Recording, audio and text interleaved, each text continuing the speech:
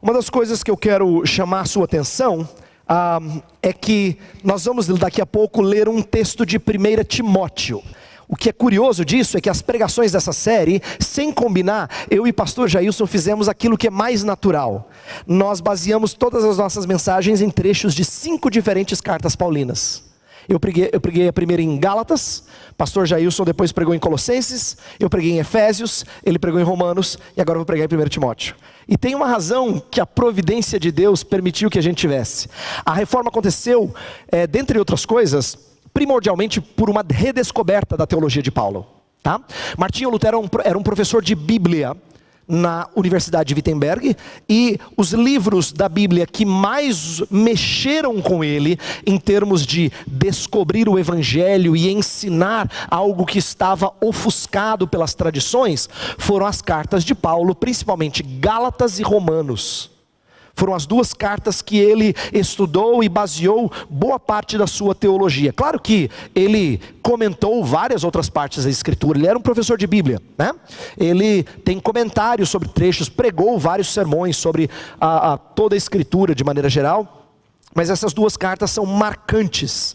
Então, isso faz com que a gente pense um princípio inicial, que é o seguinte: o fato de eu e pastor Jailson pregarmos as cartas de Paulo, mas falando de uma teologia que nós entendemos se aplica a toda a Escritura, mostra que não é incomum a gente ler o Novo Testamento, em especial as epístolas, como a lente pela qual nós entendemos o resto das Escrituras. Por que isso? Porque se a gente ler algumas partes da Escritura sem entender a revelação mais plena dela, a gente vai tirar conclusões erradas. Por exemplo, às vezes o salmista ora como se ele fosse a pessoa mais certa do mundo. Senhor, olha para o meu coração, ele é justo, ele é sincero, ele é verdadeiro. Aí você tem a impressão de que a gente se apresenta diante de Deus pelas obras que existem dentro de nós, ou pela fé confiante que existe dentro de nós, ou pela maneira como a gente se conduz de forma perfeita diante dos homens. E é claro que as epístolas vão mostrar que não é assim. A gente não se apresenta diante de Deus batendo no peito e se orgulhando da sua fé, das suas obras, mas isso só é melhor entendido com as epístolas. As epístolas vão lançar luz não só sobre a sinceridade e a prece de homens do passado, mas às vezes a maneira como eles oravam apontando para Cristo Jesus, o único que de fato poderia chegar diante de Deus e dizer assim: Senhor, olha para a minha vida e atende a minha oração. Então, o que eu quero dizer é que esse é um bom princípio. Quando a reforma descobriu lemas importantes nas Escrituras, elas vieram primordialmente através de estudo do ápice da revelação, do Novo Testamento, em especial das epístolas, que estão no finalzinho desse processo, desse livro, e que dão sentido. São as lentes que produzem foco sobre o resto das Escrituras. Esse é um bom princípio e a gente devia aprender isso, inclusive com a reforma. Portanto, vamos para a última mensagem, baseada em 1 Timóteo 1, versos 12 a 17. Vou fazer essa leitura, peço que você acompanhe a leitura desse texto. E o último dos solas é soli Deo gloria, somente a Deus glória. Essa expressão, ela ficou famosa principalmente na pena de Johann Sebastian Bach, famoso compositor do período barroco da música erudita. Ele tinha o costume de colocar nas suas partituras S.D.G, que significa soli Deo gloria. Tanto é que no órgão onde ele tocava a maior das suas peças, depois foi cravada essas 3 letras, para que as pessoas se lembrassem de que os nossos dons devem ser dedicados ao Senhor e à sua glória somente. Então Johann Sebastian Bach, como um bom luterano, encarnou esse princípio da reforma de dar glória somente a Deus. Vamos ler o texto de 1 Timóteo 1, versos 12 a 17, eu vou ler na Almeida Revista Atualizada, diz assim: Sou grato para com aquele que me fortaleceu, Cristo Jesus, nosso Senhor, que me considerou fiel, designando-me para o ministério, a mim que no outro tempo era blasfemo e perseguidor e insolente. Mas obtive misericórdia, pois o fiz na ignorância, na incredulidade. Transbordou, porém, a graça de nosso Senhor com a fé e o amor que há em Cristo Jesus. Fiel é a palavra e digna de toda aceitação, que Cristo Jesus veio ao mundo para salvar os pecadores, dos quais eu sou o principal. Mas, por esta mesma razão, me foi concedida misericórdia, para que em mim, o principal, evidenciasse Jesus Cristo a sua completa longanimidade, e servisse eu de modelo a quantos hão de crer nele para a vida eterna. Assim, ao Rei eterno, imortal, invisível, Deus único, honra e glória pelos séculos dos séculos. Amém. Eu quero iniciar falando de toda a vida para a glória de Deus, mas eu não vou dar o rumo dessa mensagem na primeira parte do que está aqui nesse slide. Se eu começasse o sermão perguntando assim: qual é o fim principal do homem? Vocês que estão na igreja presbiteriana há algum tempo, e quem está na classe de catecúmenos, deve se lembrar que a primeira pergunta do breve catecismo é respondida assim: o fim principal do homem é glorificar a Deus e gozá-lo para sempre. Isto é, dar glórias a Deus e ter alegria nele, satisfação nele. Bem, essas duas coisas são colocadas de tal forma que vida cristã é resumida nesse objetivo, nesse alvo, nesse fim. Bem, só lhe deu glória, portanto, poderia ser aplicado a uma visão holística da vida. Eu poderia aqui gastar o resto do sermão dizendo assim: meus irmãos, nós temos que dedicar toda a nossa vida para a glória de Deus. Quer comais, quer bebais, fazei tudo para a glória de Deus, né? 1 Coríntios 10, 31.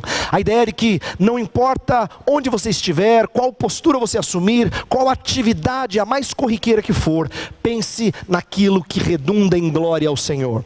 Ali no contexto, Paulo estava falando de controvérsias entre irmãos da igreja, que eles deveriam considerar até o comer, até o beber, coisas simples, de uma tal forma que isso honrasse a Deus, que cuidasse do próximo e assim honrasse a Deus. Então ele está ali exemplificando nesse texto de Coríntios que eu citei, que a nossa vida inteira deve estar focada na glória de Deus. Então nós poderíamos passar aqui alguns minutos falando assim, que o nosso trabalho deve ser para a glória de Deus, que a nossa família deve ser para a glória de Deus, o nosso dinheiro deve ser para a glória de Deus, o nosso tempo e assim por diante, o que é verdade.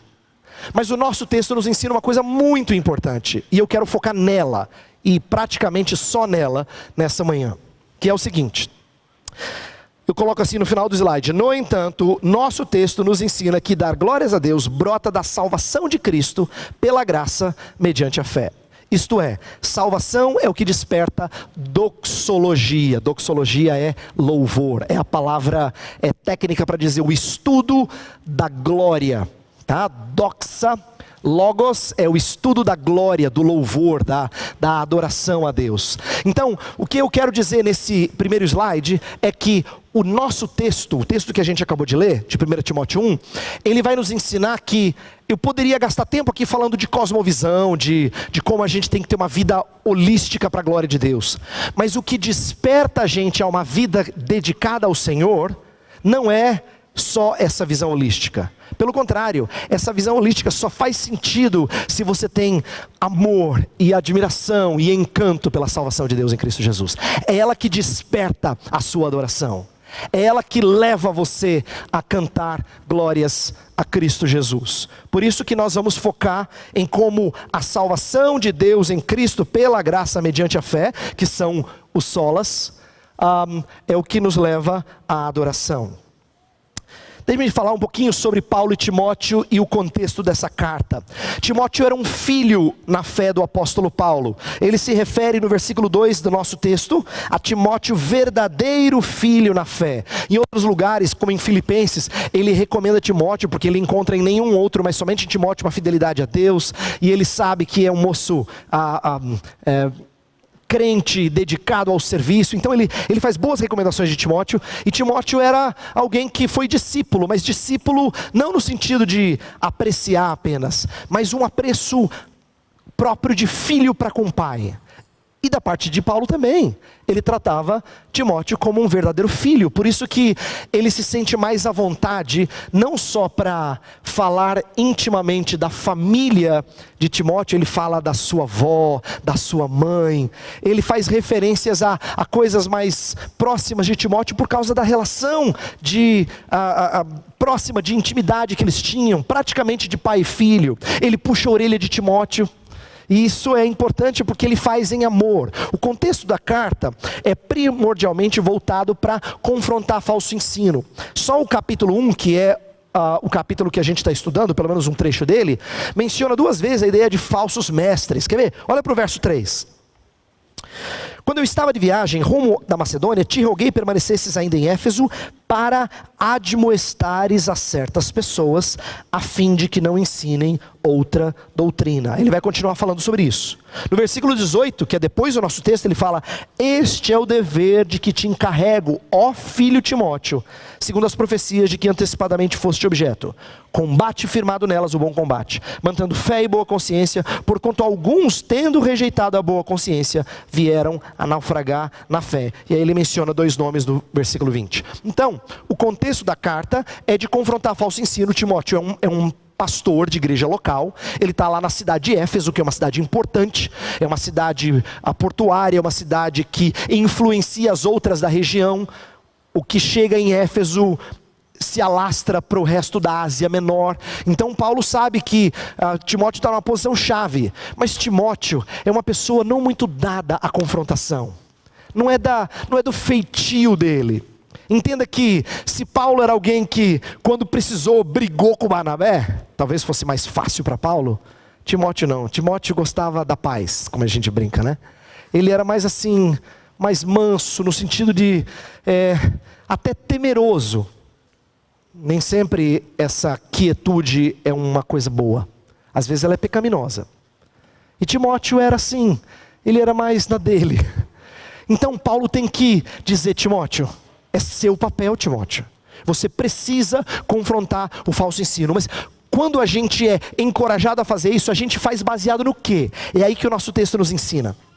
O nosso texto vai mostrar que o próprio Paulo, que fazia isso, não fazia baseado em autojustiça. Não, ele não fala assim: porque eu, o apóstolo Paulo, tenho recebido o evangelho de Jesus e pá. Não é assim. Aqui ele vai dar uma outra cara para a confrontação. Ele não se apresenta como o melhor dos apóstolos, embora ele poderia até tentar argumentar isso.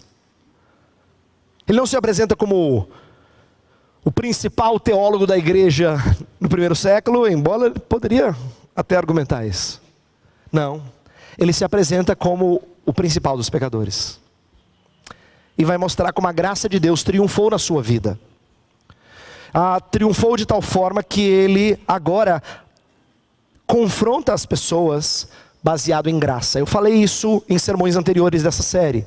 Eu quero que você entenda que quando nós encorajamos vocês, igreja, a ajudarem uns aos outros, a confrontarem uns aos outros nos seus erros, nos seus pecados, não é porque eu acredito que vocês vão muito bem, obrigado. Eu não acredito que vocês vão muito bem, obrigado. Vou ser bem franco. Mas é por causa da graça de Deus na vida de vocês, que deve levá-los a, em humildade, confrontar outros. Então, diferente do mundo que pensa assim: quem é você para me confrontar? Nós temos que lembrar que não é você que confronta, é a graça de Deus com você. É Cristo Jesus quem fala por seu intermédio. É Ele que nos leva a confrontar um ao outro em amor. Então, esse é um princípio importante. Paulo vem encorajar Timóteo a combater falso ensino, mas ao invés de dizer assim: Timóteo, você é um menino 10. Você é um bom menino. Não. Ele vai dizer assim: eu faço isso e eu faço baseado na graça de Deus em mim. Olha só quem eu era. Olha o que a graça de Deus fez comigo. Mesma coisa ela fez com você, Timóteo. Não desprezes o dom que há em ti, ele vai falar na 2ª carta. Não despreze o fato de você ter recebido a imposição de mãos, você foi colocado em posição de autoridade. Não despreze isso, Timóteo. É a graça de Deus que faz isso em você. Não é porque você é um bom menino. Então, eu quero que você agora entenda, ou melhor, tendo visto como isso se encaixa no todo da epístola, vamos agora olhar para as coisas que o texto nos ensina, tá? O texto começa assim, versículo 12. Sou grato para com aquele que me fortaleceu, Cristo Jesus, nosso Senhor. Então ele começa com gratidão, e aqui é uma expressão forte de gratidão. O original dá a ideia de que ele está assim, muito agradecido. Muito agradecido. Pelo quê? Então eu quero listar 4 coisas que aparecem no texto, que parecem ser um bom resumo do que Paulo entendia ser uma vida atingida pela graça. Olha só. Primeira coisa, ele recebeu o ministério da palavra. No versículo 11, ele está falando assim, não é o nosso texto, mas é o verso imediatamente anterior. Ele fala, segundo o evangelho da glória do Deus bendito, do qual fui encarregado. Ele fala que ele recebeu o evangelho da glória do Deus bendito. Aí no versículo 12, ele fala que Deus me considerou fiel, Jesus Cristo me considerou fiel, designando-me para o ministério. Qual ministério? De pregar o evangelho. Então, a primeira coisa que Paulo vai demonstrar é que assim, ele fala, gente, o fato de eu ter recebido o privilégio de pregar o evangelho é motivo de gratidão. Eu quero que vocês saibam quem eu sou, Paulo está dizendo assim, né? Está falando isso para Timóteo, está falando isso para toda a igreja que lê a carta dele. Se Deus me tirou de onde eu estava para me colocar na posição de evangelista, de pregador do evangelho, isso aí é motivo de gratidão. Pense no seguinte, eu já usei essa analogia antes, mas eu quero repeti-la para você meditar nela. O que o evangelho faz na vida de pessoas que realmente são convertidas, é que ele tira alguém que outrora era inimigo de Estado, e o faz embaixador. Isso é uma coisa que a política internacional não permite acontecer.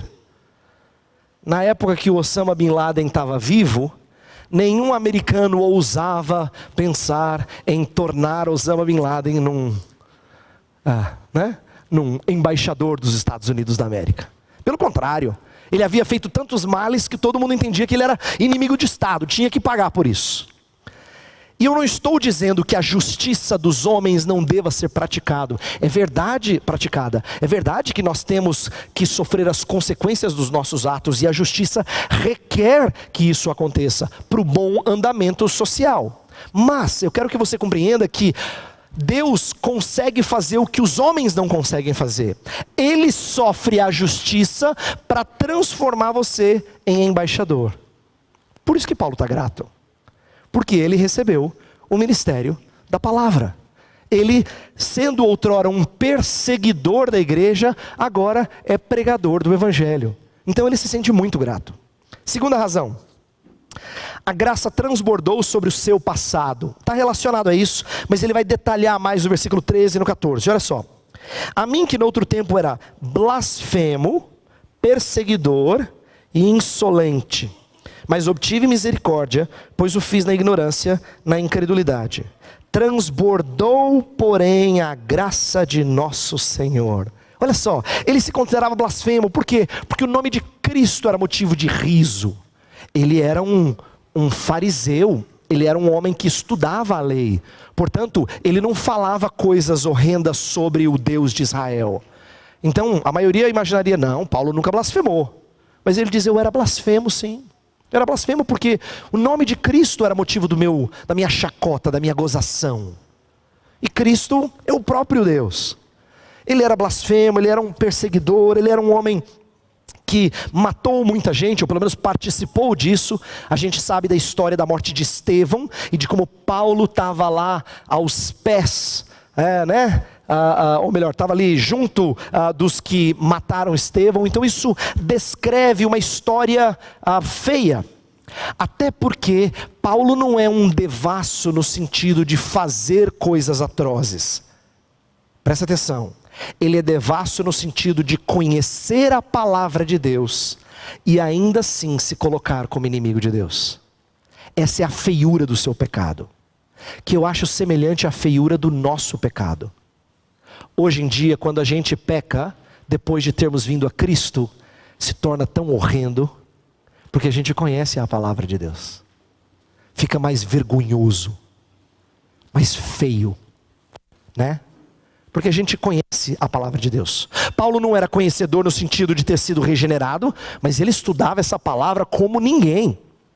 E no entanto, fez coisas atrozes. Mas ele não está ali para enfatizar só o seu pecado. A ênfase no pecado não é pelo pecado em si, é para mostrar a superabundância da graça. Lembra, Paulo falou isso lá em Romanos 5, onde abundou o pecado, superabundou a graça. E aqui ele fala algo parecido. No versículo 14 ele diz: transbordou, porém, a graça de nosso Senhor. Então, a graça, ela foi superior ao seu passado. Isso sempre é encorajador, não é? Uma das coisas que as pessoas às vezes têm dificuldade de aceitar é de ter um Deus que cobre o seu passado negro e trata como se essa pessoa não tivesse nenhum problema, ou não tivesse nenhum mal. Essa semana eu estava lendo um trecho de um livro do Tim Keller, em que ele fala que um missionário à China estava pregando o evangelho a algumas prostitutas daquela região, e elas não admitiam Deus perdoá-las, porque elas tinham uma ficha muito suja. E aí o missionário não conseguia atingi-las, até que ele percebeu que uma outra verdade do evangelho fazia sentido para elas, que era Deus era soberano, rei, e fazia tudo conforme a sua vontade. Isso elas não tinham dificuldade de entender, ainda mais na cultura oriental, que mais do que prezar democracia e liberdade, preza muito submissão à autoridade. Então, elas não tinham dificuldade de ver que Deus era esse soberano, controlador de todas as coisas, que faz tudo conforme o seu querer. Aí o missionário disse assim: pois bem, se ele é soberano e faz tudo conforme o seu querer, por que ele não pode receber vocês do jeito que vocês são? Esse é um ponto importante, porque ele estava mostrando a inconsistência da fé daquelas mulheres que estavam ouvindo o evangelho. E essa inconsistência acontece conosco também. Às vezes a gente fala assim: pastor, eu sei que Deus me perdoa, mas eu não consigo me perdoar. Já falei dessa frase antes. Ela é completamente incoerente e soberba, porque ela diz que o perdão de Deus não basta. Ela é soberba por quê? Porque no fundo você diz: eu não gostaria de ter ficha suja. Eu queria ser alguém limpinho. Eu não queria ter um passado negro. Perceba a autojustiça por detrás dessa frase.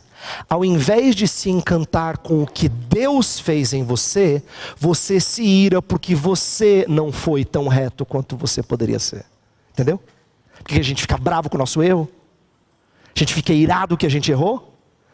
Porque no fundo não é a graça de Deus superabundando em nossa vida. Eu não queria ter feito errado. Eu sei fazer direito, Existe um orgulho por detrás disso. Mas Paulo fala, a graça transbordou na minha vida. Ele não esconde quem ele era e ele exalta a graça de Deus. Terceiro motivo de gratidão: a graça redundou em fé e em amor. Final do verso 14 fala que com a fé e o amor que há em Cristo Jesus, a graça veio e ela produziu isso. A graça é como se fosse a raiz e a fé e o amor são o tronco que produzem as boas obras, frutos. Tá? Fé e amor não estão separadas. E é interessante que a gente junte isso. O apóstolo Paulo faz isso outras vezes. Uma das críticas que se faziam aos reformadores na época da reforma protestante é que eles falavam sola fide, somente a fé, que o reverendo Jailson pregou, como se fosse fé destituída de uma vida cristã. E os reformadores disseram: não, a fé é o único instrumento pelo qual Deus nos considera justos. Mas fé nunca vem sozinha na nossa vida. Ela sempre vem acompanhada de amor por Deus e amor pelo próximo. Por isso que ela produz boas obras. É impossível você dizer que você tem fé e você não mostrá-la com boas obras, como bem ensinou o apóstolo Tiago, né? Como bem ensinou Tiago, que nos escreve ali na sua epístola. Bem, esse era um terceiro ponto, um terceiro tópico de gratidão. E o quarto, para a gente fechar esse slide e ir para o próximo, é que Paulo é grato pela fidelidade daquilo que o evangelho promete. Olha só, versículo 15. Fiel é a palavra e digna de toda aceitação. Essa é uma frase que ele repete nas epístolas pastorais, a gente chama, que é aquelas escritas a pastores de um pastor. 1 Timóteo, 2 Timóteo, Tito. São as 3 epístolas pastorais.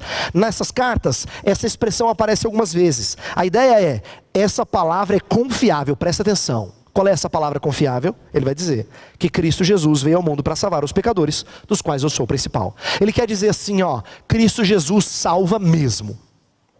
Até pecadão. Até gente enfiada em pecado. E não é curioso que o apóstolo Paulo não disse assim: que veio salvar pecadores, dos quais eu fui o principal? Não é curioso que ele use o verbo no presente? Ele não entende pecado como sendo uma coisa só do passado. Ele entende como sendo presente hoje, dos quais eu sou o principal. Ele continua vendo o seu pecado como sendo feio, como sendo uma ofensa a Deus e como sendo indesculpável, não é? No sentido de que não existe justificativa. Existe um Deus justificador, mas não existe justificativa para o nosso pecado. E sabe o que é pior? Isso vale para mim principalmente, para os meus irmãos oficiais desta igreja, mas também para você. Quanto mais a gente aprende, mais a gente se torna culpado e pesa sobre nós o nosso pecado. Porque a gente conhece mais as Escrituras. A gente aprende mais. Se nós fôssemos completamente ignorantes, nós estaríamos sendo tratados como infantis na fé. Alguém poderia muito erroneamente concluir assim: então é melhor não aprender, né, pastor? Errado.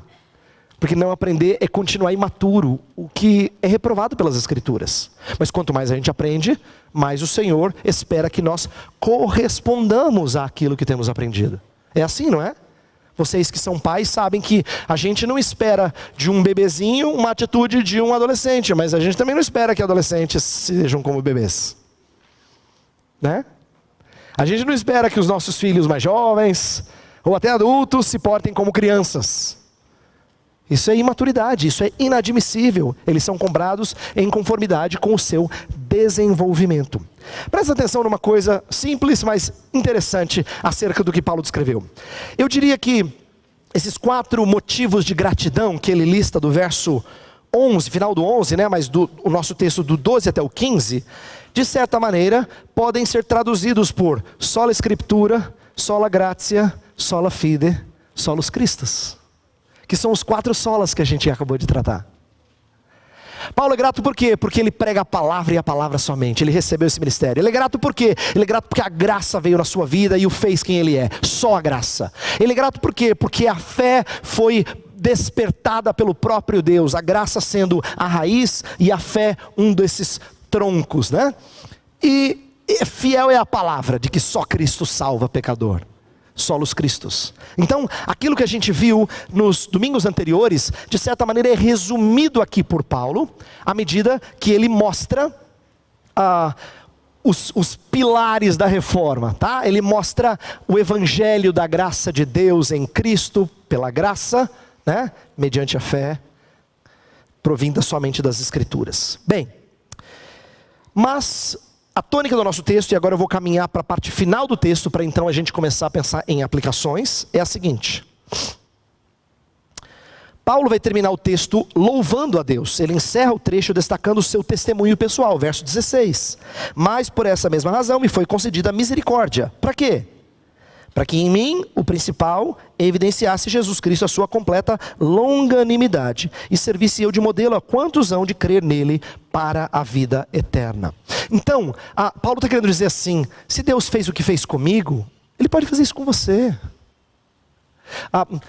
Ele quer que Timóteo veja que se Deus fez o que fez na vida de Paulo, Ele pode levar Timóteo a ser o pastor que Deus espera, a confrontar o erro como era esperado dele.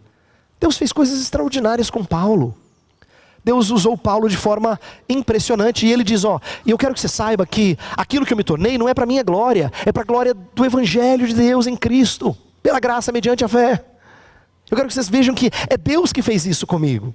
É por isso que quando a gente fala de uma vida cristã que combina com a nossa fé, nós não estamos falando de Deus olhar para você e bater palma. Dizer assim, muito bem, viu? Um joia. Tipo, pode vir aqui morar comigo porque você é um cara do bem agora. Não é isso. É porque quando nossa vida é transformada, a gente tem a oportunidade de dizer assim, você está vendo o que Deus faz com pecadores? Isso é que é extraordinário do testemunho. O testemunho existe não para que a gente tenha a impressão de que agora Deus nos aprova. Ele já te aprovou antes. É o sola fide que o pastor Jailson pregou. Ele já te recebeu antes por causa de Jesus Cristo. Então, a gente não busca uma vida correta para que Deus nos aprove. É para que as pessoas vejam o que Deus faz na vida de alguém. É isso que Paulo está dizendo. Eu quero que vocês vejam o que a graça de Deus fez comigo. O que a misericórdia de Deus fez comigo. Né?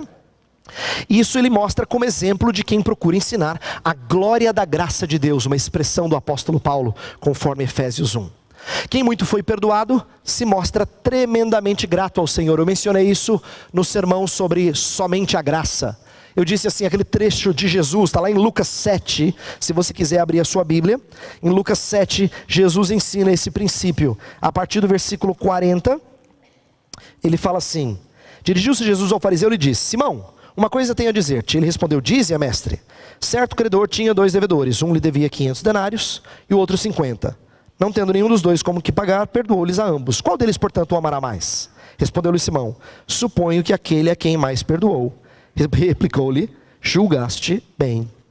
Por que Jesus conta essa historinha? Para mostrar que a mulher pecadora que estava ali chorando aos pés de Jesus, que o fariseu tinha desprezado, se Jesus soubesse quem ela é, ele teria dito para ela sair para fora. Olha só que mulher do mal, que mau exemplo perto dos meus filhos. Consegue entender o nosso farisaísmo? Né? Olha que mulher que vai trazer um exemplo ruim para os meus filhos. E aí Jesus falou assim: sabe por que ela está agindo assim? Havia 2 homens, um devia muito, outro pouco. Ambos foram perdoados. Quem é que ama mais? A conclusão é lógica. Ele falou: eu acho que é o que devia muito. Jesus falou: exatamente. Entendeu? Ela sabe que ela deve muito. É por isso que quando ela crê em Cristo Jesus, o seu coração se desmancha. Então, quando a gente reconhece o nosso pecado, é natural que a gente ame mais o Senhor. Portanto, eu digo aqui no final: contemplar tão grande salvação inevitavelmente redunda em louvor. Verso 17 vai acabar o nosso texto como? Dizendo assim: assim ao Rei eterno, imortal, invisível, Deus único, honra e glória pelos séculos dos séculos, amém. Parece aquele tipo de frase que entra assim, você fala: mas o que isso tem a ver com o que está antes? Tem a ver, porque Paulo tem horas que ele para diante da salvação de Deus em Cristo e ele precisa louvar. Ele precisa parar e louvar a Deus. Ele faz isso no capítulo 6 também. No capítulo 6 de 1 Timóteo, ele está falando sobre outra questão, versículo 15 e 16. Está falando assim: a qual em suas épocas determinadas há de ser revelada pelo bendito e único soberano, Rei dos reis, Senhor dos senhores. Aí ele não consegue se segurar. O único que possui imortalidade, que habita em luz inacessível, a quem homem algum jamais viu, nem é capaz de ver, a ele honra e poder eterno, amém. Paulo faz isso várias vezes nas suas cartas. A mais famosa talvez o texto de Romanos 11, em que depois ele descrever a salvação de Deus para com gentios e judeus, ele começa a contemplar a glória de Deus. Então, é natural isso em Paulo. Ele quer dizer que contemplar a salvação, aquilo que Deus fez em nossa vida, tem que redundar em louvor a Deus. Agora, falar de Deus, tudo para a glória de Deus, daí a gente faz algumas pessoas pensarem que Deus é meio assim egocêntrico, né? Deus só pensa em Deus, Deus só pensa em Deus. Então, o pastor John Piper é um dos que mais tem falado sobre o que significa darmos glórias a Deus e o próprio Deus ser focado na glória de Deus somente. Essa é uma frase tirada de um devocionário dele, em que ele diz assim: a paixão de Deus por sua glória é a essência de seu amor por nós. O amor de Deus por nós exalta o seu valor e nossa satisfação nisso. Olha só o glorificar a Deus e gozá-lo para sempre do breve catecismo de Westminster.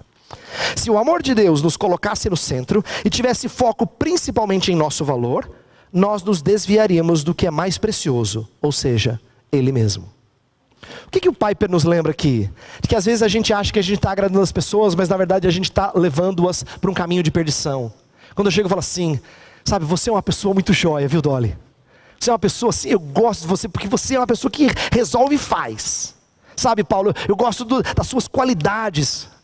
Rodrigo, sabe, você é um cara assim muito amistoso. Eu acho que eu estou fazendo bem. Eu estou focando a vida nele. Eu estou focando a vida de cada um deles nas qualidades deles. O pastor John Piper nos lembra e diz assim: não. Se o seu centro é você, então você vai ser um infeliz. Porque você vai buscar em fonte que esgota. O seu centro tem que ser Deus e a sua glória. Por quê? Porque Ele é que te satisfaz. Então focar em Deus e na sua graça é que faz com que o apóstolo Paulo nesse trecho não diga: porque eu fiz tanto. Não. Até quando ele tem que dizer do que ele fez, porque as pessoas estão desprezando ele como apóstolo, lá em 1 Coríntios ele fala: mas foi a graça de Deus comigo. mesmo no trecho em que ele conta alguns dos seus feitos, ele precisa acrescentar essa frase: mas foi a graça de Deus comigo. Porque a graça é que tem que ser exaltada. Então você percebe como gente que é agradadora faz mal para si e faz mal para o outro. Quando a gente quer elogiar e dizer assim que a gente tem carinho por alguém, a gente pode errar a mão com muita facilidade. Não é que elogiar seja errado. De agora em diante você tem que dizer: você não vale nada, viu? Não é assim. Não é que a gente maltrata um ao outro agora. Mas o que eu posso fazer de melhor por você? É levar você a refletir sobre Deus e a sua graça. Essa é a maior expressão de amor que eu posso realizar para com você. É a melhor, é a maior. É dar glórias somente a Deus. Agora, como é que Deus mostrou a sua glória? É aí que é fantástico. Martinho Lutero cunhou uma expressão, logo no começo do seu ministério, em que ele falou que a igreja da sua época, ela era uma igreja voltada em méritos, em pompas, né, em glórias, focada em conquistas, em poder. Ele diz que essa igreja buscava uma teologia da glória, enquanto que a palavra de Deus não apresenta uma teologia de glória. Ele vai dizer que Deus não nos escolheu salvar pelo caminho de glória, mas pelo caminho da cruz. 1 Coríntios capítulo 1 nos ensina que Deus inverte os nossos parâmetros humanos. Ele quer ensinar você sabedoria. Sabe como ele faz? Pela loucura da pregação. Ele quer te ensinar poder. Como é que ele faz? Pela fraqueza da cruz. É nesse sentido que Deus vai mostrar a sua glória, não chegando de forma estrondosa. Ele vai fazer isso um dia. Mas antes de fazer isso, ele ensina você qual é o caminho cristão. Por quê? Num primeiro momento, a sua experiência é de cruz. É de sofrimento, é de desprezo, é de morte. É isso mesmo. Como é que o Salvador veio a primeira vez? Cruz. Humilhação. A sua segunda vinda vai ser gloriosa, mas antes de glória, tem caminho de cruz. Mesma coisa para a sua vida. Antes de glória, tem caminho de cruz. Então, Deus e a sua glória são mostrados não somente através do seu poder, no sentido de esplendor e de encanto aos homens, mas de forma bastante humilhada. Eu quero encerrar trazendo duas reflexões. Primeira, o que seria uma vida de louvor a Deus? Por que a gente tem que falar de uma vida de louvor a Deus? Primeiro ponto, louvor genuíno só pode advir de um maior entendimento de Deus e sua salvação. Isto é, a gente não conseguirá louvar melhor o Senhor em meio à ignorância. Você tem que entender mais. Você tem que compreender. Você não louva mais a Deus por intermédio de uma experiência, né? É mediante compreensão. Veja, a experiência precisa trazer compreensão. Se de repente você passou por uma situação muito difícil e você foi maravilhosamente livrado por Deus, o que acontece é você ter uma percepção mais perspicaz de quem é Deus. Isso é necessário para despertar louvor. Louvor genuíno não advém de ignorância. Você pode fechar os olhos, pode levantar a mão, fazer o que você quiser. Não funciona. Louvor genuíno advém de conhecer a Deus, de saber quem Ele é e o que Ele fez. E sua salvação é o principal combustível de adoração. Por isso, nosso desejo de aprender precisa ser o de louvar ao Senhor melhor. Por que nossa igreja tem primado por ensino da palavra, tanto na pregação quanto na escola dominical? É porque o nosso desejo não é só encher a cabeça, é louvar o Senhor. Nós fomos feitos para a glória dEle. A gente leu isso no começo. Mas como é que a gente vive para a glória dEle? Conhecendo-o melhor. É inevitável isso. Estudar não é bom, assim, cara, é muito bom. Nossa igreja não tem, mas se tivesse seria muito bom. Não funciona. Sua igreja, e também não é verdade, escute o que eu vou dizer agora. Não é verdade que igreja tal, o ensino da palavra é ruim, mas o louvor é ótimo, viu pastor? Não é. Não é. Não existe isso. Não existe louvor bom sem conhecimento de Deus. Existe banda que toca bem. Se é isso que você quer, então você não precisa nem ir para a igreja. Tá bom? Tem banda boa fora da igreja. Melhor até. Só existe louvor genuíno se você conhece o Senhor. Então tem que advir de maior conhecimento de Deus. E é isso que a gente vai pedir agora. Conhecer mais o Senhor para poder louvá-lo. Vamos orar. Senhor, estamos aqui para te adorar. É isso que a tua palavra nos ensina. Nós somos criados para o teu louvor, para a tua glória. Mas isso não é possível senão mediante entendimento de quem é o Senhor pela sua palavra. Por isso, Pai, ensina-nos que precisamos conhecer-te mais, não só para sermos muito sábios ou conhecedores, mas porque nós queremos te louvar melhor. Desperta-nos para esse desejo. Se nós queremos te adorar com um coração sincero, então isso tem que brotar de uma vida que te conhece verdadeiramente. Portanto, enche o nosso coração de alegria, à medida que nossa mente é esclarecida quanto ao Senhor e à sua salvação. Oramos em nome do teu Filho Jesus. Amém.